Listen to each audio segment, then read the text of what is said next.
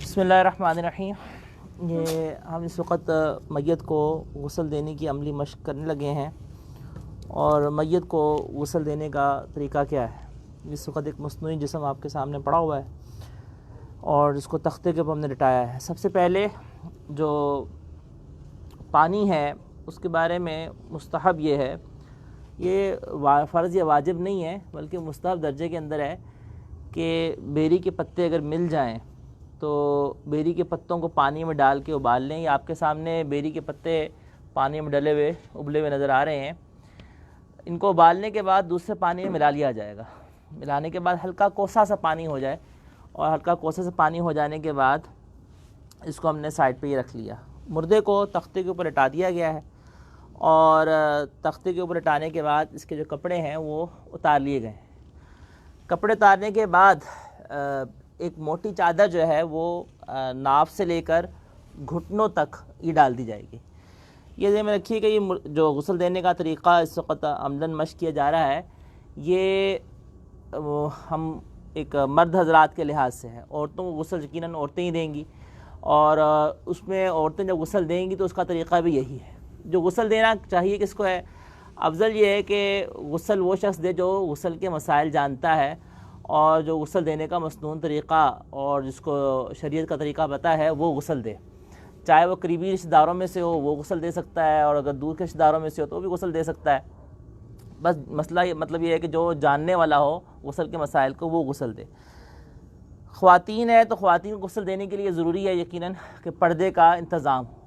हमारे यहाँ इसके अंदर एक बहुत बड़ी गलती ये होती है कि ख़वातीन अगर गुस्ल दे रही हों तो जमघट्टा लगा होता है, यानी ख़वातीन पर्दे की रियायत बेशक ख़वातीन ही दे रही होती हैं लेकिन हर खातून उस कमरे में आ जा रही होती है।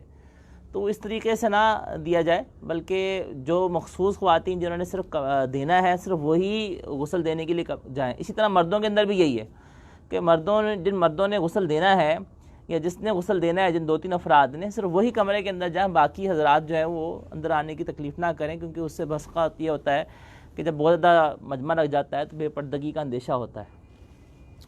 मोटी चादर जो है वो नाव से लेकर घुटनों तक की जगह में डाल दी जाएगी। ख़वातीन के साथ भी ऐसा ही है कि मोटी चादर ऐसी हो कि जो ख़वातीन को गुस्ल दे रही हैं तो इसी तरह से मोटी चादर जो है वो नाव से लेकर घुटनों तक जो कवर कर ले और ऐसी मोटी चादर हो कि अगर पानी उसके पे गिरे तो जिस्म नज़र ना आए।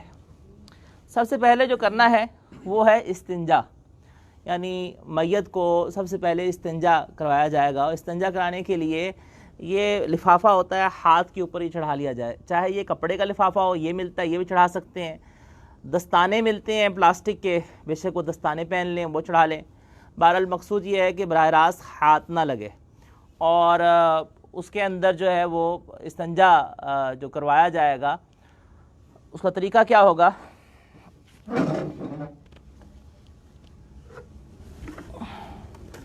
ये पानी हमने ले लिया और पानी लेने के बाद कपड़ा नहीं हटाएंगे, मैयत के ऊपर से कपड़ा नहीं हटाएंगे और कपड़ा इसी तरह हल्का सा ऊपर किए बगैर ही इसके अंदर पानी डाले जाएगा और पानी डाल के जो इस्तिंजा कराने वाला है वो शर्मगाह को धो ले।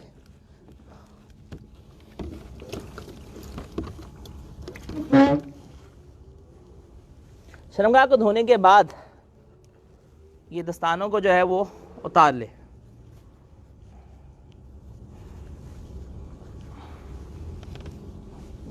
ये दस्तानों को उतारने के बाद मैयत को सबसे पहले वुज़ू कराया जाएगा। वुज़ू कराने के लिए उसके हाथ धुलवाने की ज़रूरत नहीं है, कुल्ली करवाने की ज़रूरत नहीं है, नाक में पानी डालने की ज़रूरत नहीं है, बल्कि सीधा बराह रास्त पानी लेके उसका चेहरा धोया जाएगा। सबसे पहले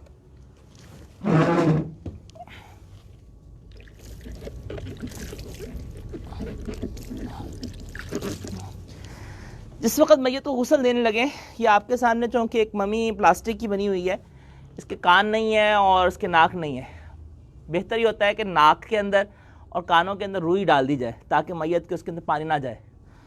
और थोड़ी सी रुई आप नाक के अंदर डाल दें और इसी तरह से कानों के अंदर डाल दें। तो सबसे पहले मुंह हमने धुलवाया, उसके बाद बाजू को उठा के कोहनियों समेत धोया जाएगा।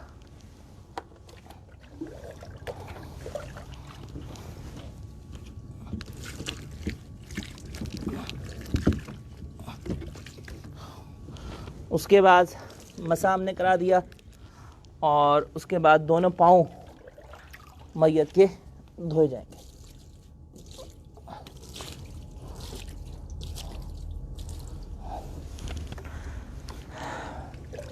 इसके बाद मुस्तहब ये है, मुस्तहब का मतलब ये कर ले तो अच्छी बात, थोड़ी सी जो रुई दें, ये रुई गीली करके इसके होंठों पे फेर ली जाए और ऐसा नाक के सुराख के अंदर रुई निकाल के यूँ फेर ली जाए। ये जो होंठों के ऊपर फेरना है और इसी तरह से ये जो नाक के अंदर है, ये उस वक़्त लाजिम हो जाता है अगर मैयत बिलफ़र्ज़ जनाबत की हालत में इंतकाल हुआ है तो फिर ये करना लाजिम हो जाता है। लेकिन उसके मुंह के अंदर पानी डालने की कोई ज़रूरत नहीं है, वो तो बिल्कुल मैयत ज़ाहिर बात है, मुर्दा है, और मुर्दे के अंदर इस तरह से आप नहीं डालेंगे। इसके बाद जब ये रुई फेर दी जाए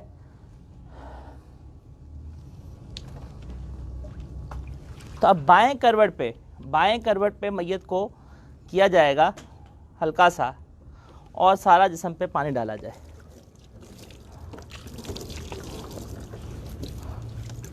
इस चादर के अंदर इसी तरह से हम चादर के अंदर से ही हमने डाल देंगे ताकि जो है ना वो बेपर्दगी ना हो।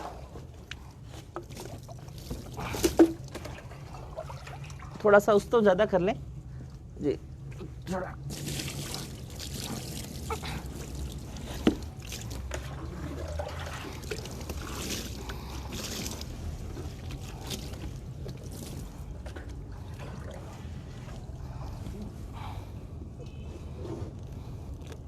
इसके बाद मैयत को इसी तरह से दाएं तरफ कीजिए, यानी पहले हमने बाएं करवट उठाया और अब हम दाएं करवट से इसी तरह से इसका पानी डालेंगे इसके ऊपर।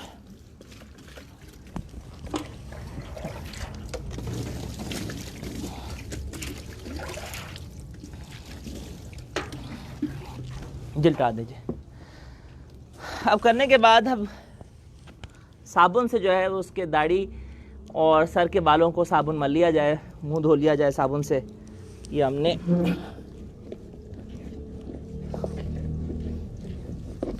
इसके ऊपर साबुन मल दिया है और साबुन मलने के बाद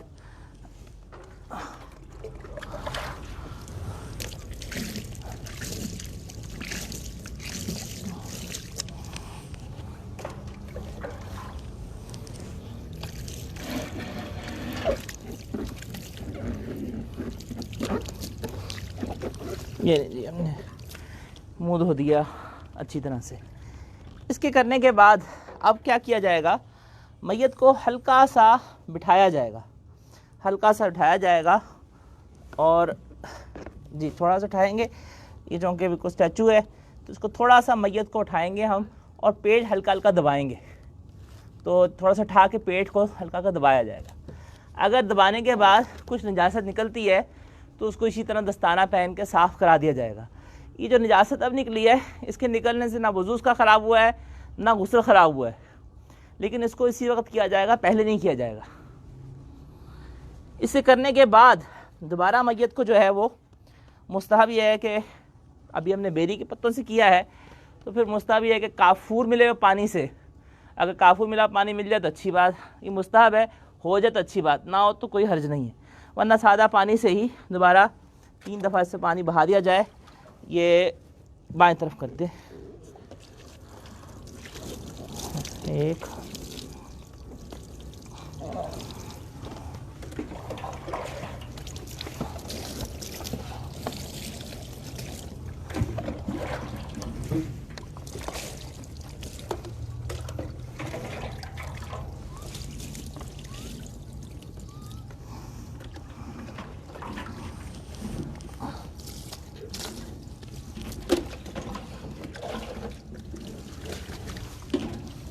ये 3 दफ़ा हम पानी इस तरह से बहा देंगे, बस दोबारा उसको करने की ज़रूरत नहीं, बस एक दफ़ा बांध करोड़ पर करके इस तरह से 3 दफ़ा पानी बहा दिया जाए।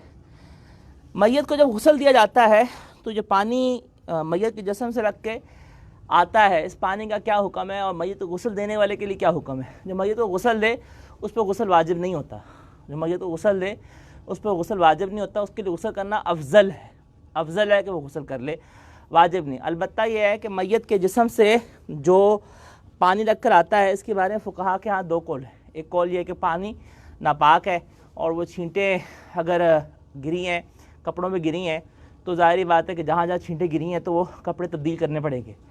और दूसरा कौल ये है कि वो दुरुस्त है। राजे कौल फुकहा के हाँ वो यही है मुफ्ता भाई के जो मैयत क्या है, जो पानी जिस्म से लग कर आया है, पहली दफ़ा आया है, जो छींटें पड़ी हैं वो नापाक है।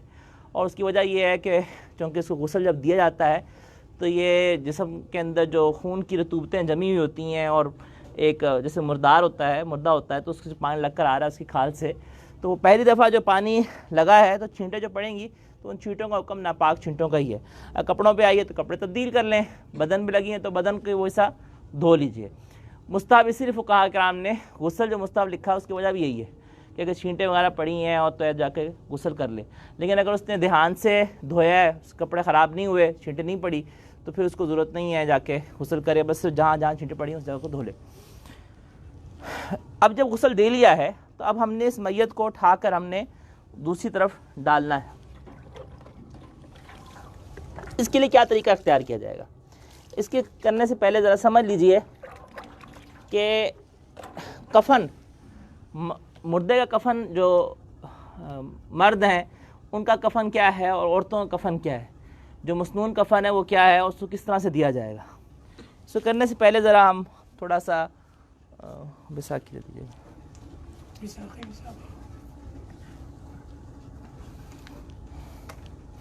ये ज़रा आप हटिएगा एक मिनट, थोड़ा सा दिखाएं इस तरफ। ये चारपाई जो है वो बिछाई हुई है इस तरफ, और इस चारपाई के इस तरफ जो आपको नज़र आ रही है, इस चारपाई के ऊपर कफन बिछा हुआ है। कफन बिछाने की तरतीब क्या होगी, कफन बिछाने की तरतीब यह है कि देखें मर्द को 3 कपड़ों में कफन दिया जाता है।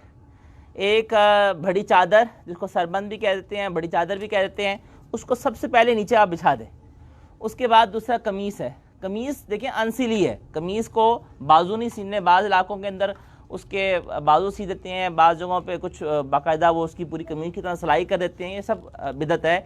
तो मसनून तरीक़ा है वो ये है कि कफन अनसिला है, तो उसको किस तरह से करेंगे, ये ज़रा कमीज़ उठा के दिखाएँ, कमीज़ उठा के दिखाइए जी। ये कमीज़ जो मैयत के लिए है, इसके दरमियान में कट लगा दें, ये देख रहे हैं, ये कट लगा दें, और ये कट लगा के इससे जो है वो हम यानी इसके अंदर से सर गुजारें। किस तरह करेंगे अभी आपको अमलन करके दिखाते हैं। सबसे पहले बड़ी चादर हमने बिछा दी, उसके बाद अज़ारबंद, फिर कमीज़। और ख़ातून के लिए 5 कपड़े हैं, एक तो बड़ी चादर, अज़ारबंद, कमीज़, ओढ़नी और सीना बंद। किस तरतीब से उसको हमने कफन देना है ये भी अमलन करके आपको दिखाते हैं। अब पहला मरला यह है कि इस मैयत के जिस्म को हमने वहाँ मुंतकिल करना है, तो उसको मुंतकिल किस तरह से करेंगे। अब आपने गुस्ल तो दे दिया, अब इस गीली चादर को हटा के कोई खुश्क चादर इसके ऊपर रख लें, क्योंकि आमतौर पर चादर अच्छी खासी भीग चुकी होती है। चलें जी, ये इसके ऊपर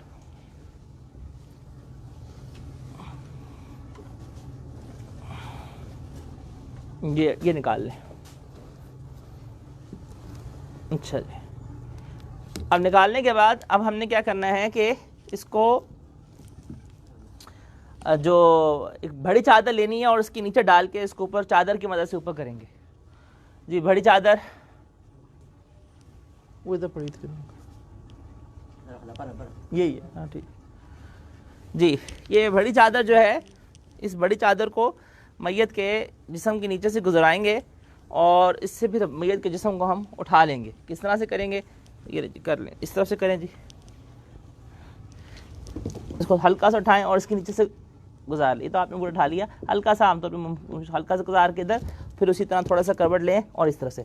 अब ये जी चादर में हम उठा लिया है। चलें जी। अच्छा, एक बात यह है कि मैयत को उठाते वक्त वो कलमा शहादत और इस तरह से नारा तकबीर और ला इलाहा इल्लल्लाह पढ़ने की ज़रूरत नहीं है। दूसरा, जो गुस्ल देने वाला है उसके लिए कुछ अहकामात शरीयत ने बताए हैं।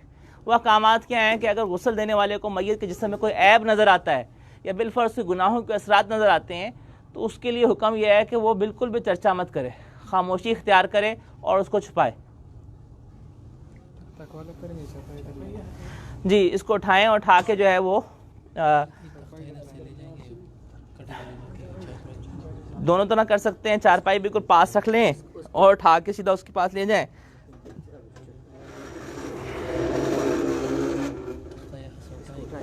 बस अब ये उठाएं जी, उठाएं जी, चारपाई मैयत को उठाएं जी। हमने उठाया, उठा के ये मैयत को रख दिया जी। फट्टा उठा लें, उठा लें।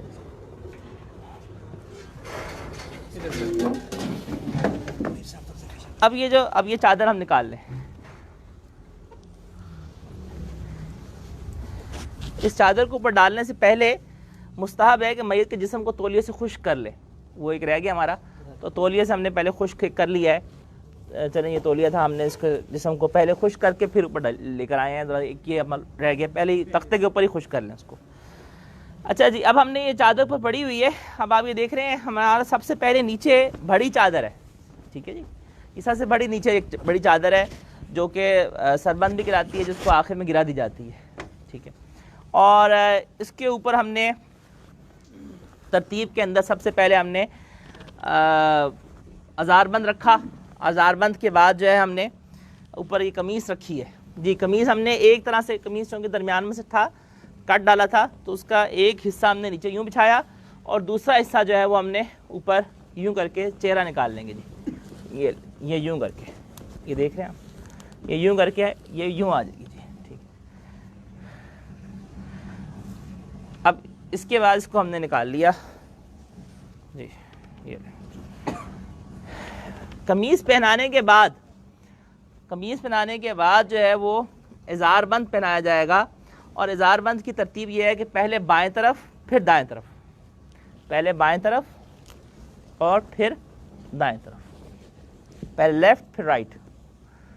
अच्छा जी, ये हमने इज़ारबंद मैयत को पहना दिया है। इसके बाजू के दरमियान में आ रहे थे ये। खातून, ये भी पहले हम मर्द का बता रहे हैं, फिर खातून का करके बताते हैं कि खातून के साथ क्या करना है, ठीक है जी। ये हमने मर्द का पहले इस तरह से कफन दे लिया और कफन देने के बाद जो है ये ऊपर अज़ारबंद दे दिया और ये कमीज़ आ गई। कमीज़ के बाद अब ऊपर जो है ये बड़ी चादर है, उसको दे दें ऊपर। पहले इसी तरह से, पहले बायां फिर दायां, ठीक है जी। अब वो उधर से गिरा बांध दें और इस तरह से गिरा बांध के चेहरे के लिए अब हमने खोल दिया।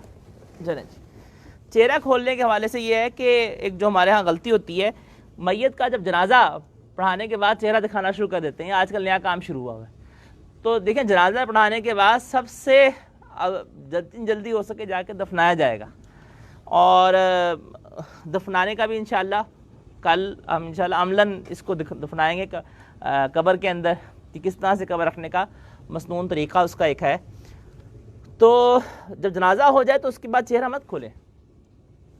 जिन्होंने देखना है वो जनाजे से पहले देख लें और जनाजा हो जाने के बाद दफनाने की जल्दी करें। इस तरह जनाजे के बाद दुआ मांगना, जब उसकी ताख़ीर फ़ुक़हा कराम ने इजाज़त नहीं दी कि दुआ जनाजे के बाद दुआ मत मांगी जाए बल्कि जल्दी दफनाया जाए, तो चेहरा देखने के अंदर, दिखाने के अंदर ताख़ीर तो बतरीक़े औला दुरुस्त नहीं। ये मर्द का कफन था। अब हम ज़रा औरत के कफन की तरफ आते हैं जी। थोड़ी देर के लिए इसको आप खातून मुतसव्वुर कर लें कि ये खातून की मैयत है। अच्छा जी, सबसे पहले हमने इसी तरतीब से कमीज़ पहले पहनाई। कमीज़ पहनाने के बाद अभी हमने इज़ार नहीं पहनाया जी, ठीक है। इसके बाद सबसे पहले कमीज़ पहनाने के बाद जो है वो ओढ़नी है। ओढ़नी क्या है जी? ओढ़नी दें, दुपट्टा।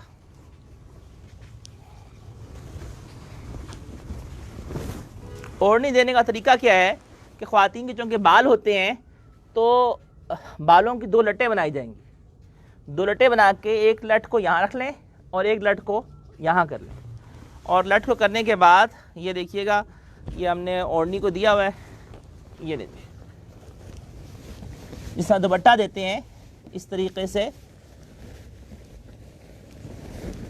हल्का सा उठा के, ये 2 पल्लू बनाए हुए थे, ये यूं करके हमने दुपट्टे की तरह ऊपर यूं करके बालों के ऊपर ये कर दिए। अच्छा जी, इसके करने के बाद 2 तरीक़े हैं, सीना बंद इसके ऊपर बांध दिया जाए और फिर आखिर में अज़ार बांधा जाए, या अज़ार पहले बांध दिया जाए और फिर सीना बंद सबसे ऊपर किया जाए, दोनों तरह से कर सकते हैं। सीना बंद किया जी, सीना बंद ये सीने से लेकर, अफजल उसका ये है कि रानों तक कपड़ा हो, यानी इतना बड़ा हो कि सीने से लेकर रानों तक, इसको इसी तरह से बस इसके ऊपर दे दिया जाएगा।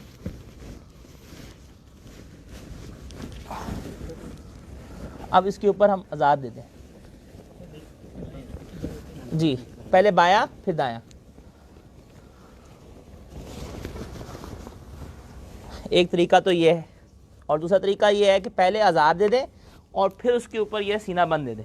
दोनों तरह फ़िक़्ह किताबों में लिखा हुआ है। इसके बाद ये 5वां कपड़ा ऊपर आ गया, इसी तरीक़े से पहले बायां फिर दायां।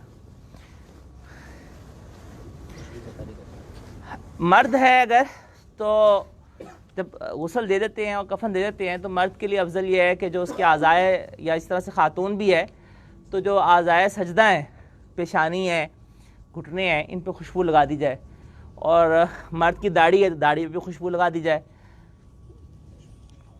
जी। ये हमारा गुस्ल दे दिया गया है। इसके बाद इसको बांधा जाएगा जी। ये गिरा बांध दें, गिरा इसलिए बांधी जाती है ताकि ये खुले ना।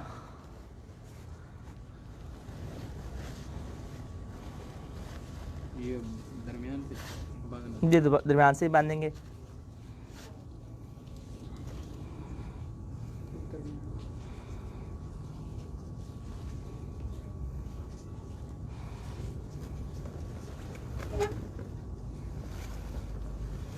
आम तो पूरा ठाना मैयत को मुश्किल होता है बहुत, तो हल्का सा करवट दे के फिर इस तरह से ठा लें। और ये जैसे ये पट्टियाँ हैं, ये सबसे पहले जो नीचे चादर होती है उसके नीचे सबसे पहले रख लेनी चाहिए, पहले रख लेनी चाहिए, ताकि जो है ना बाद में मैयत को ठाना मत पड़े। इसलिए गिरा बांधी जाती है कफन खुले मत रखते हुए। लें जी, ये हमारा मैयत को कफन दिया गया है और ये गुस्ल दे दिया गया है। अब इसके बाद खुद दफनाना किस तरह है, ये इंशाल्लाह कल कब्रिस्तान में।